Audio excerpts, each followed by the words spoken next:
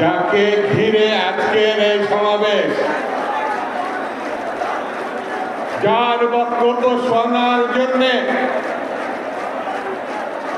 লক্ষ লক্ষ তরুণ ছাত্র ছাত্রী এই সমাবেশে ইতিহাস গড়ার জন্য এসেছে। আমি ধন্যবাদ জানিয়ে প্রধান অতিথি আপনি দিক নির্দেশনামূলক যে বক্তব্য দিবেন জনাব তারেক রহমান।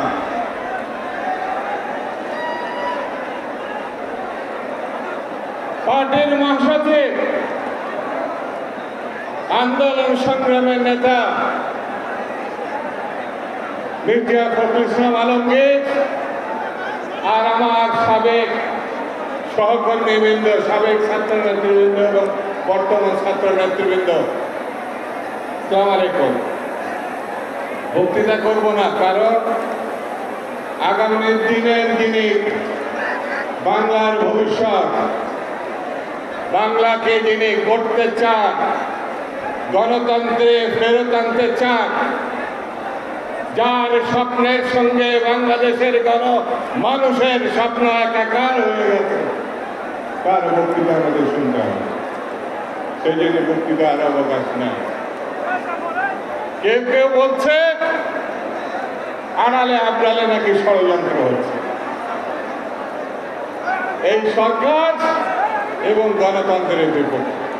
ছোট করে বলি, আজকের ছাত্র দলের এই সমাবেশ প্রমাণ করেছে গণতন্ত্রের বিরুদ্ধে যারা ষড়যন্ত্র করবে তাদের রেহাই দেওয়া হবে না। হবে? জোরে বলে, জোরে বলে।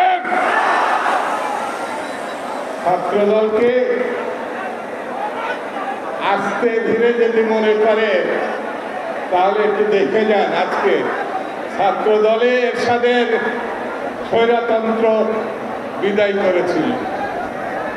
24-এর গণঅভ্যুত্থান যেসব শহীদ আমাদেরকে এই পরিবর্তন এনে দিয়েছে, আমি তাদের মাগফিরাত কামনা করি।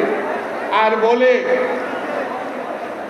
প্রায় 5,000 16 বছরের ছাত্রদল, যুবদল, বিএনপির নেতাকর্মী, সাধারণ মানুষ রক্ত দিয়েছিল।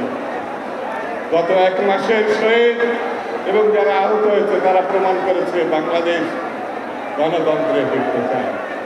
বন্ধুরা, আমাদেরকে ঐক্যবদ্ধ থাকতে হবে।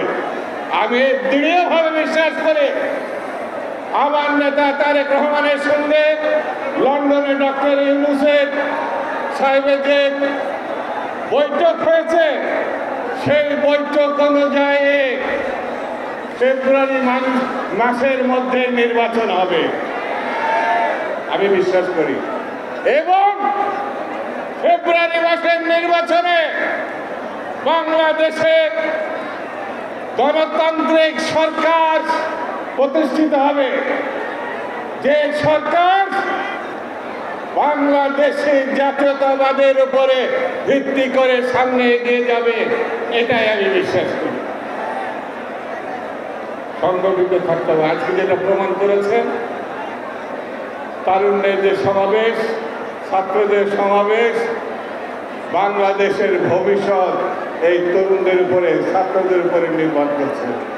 আমি আপনাদের এই সমাবেশকে বিশ্বাস করে যতটুকু হতাশা ছিল আজকের এই সমাবেশ সেইটুকু ধ্বংস করে দিয়েছে, বিদায় করে দিয়েছে।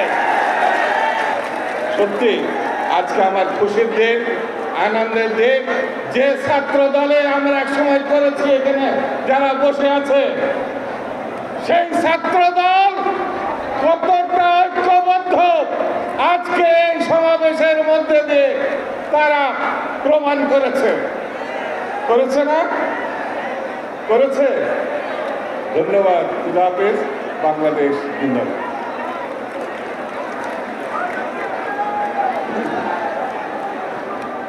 আমাদের মধ্যে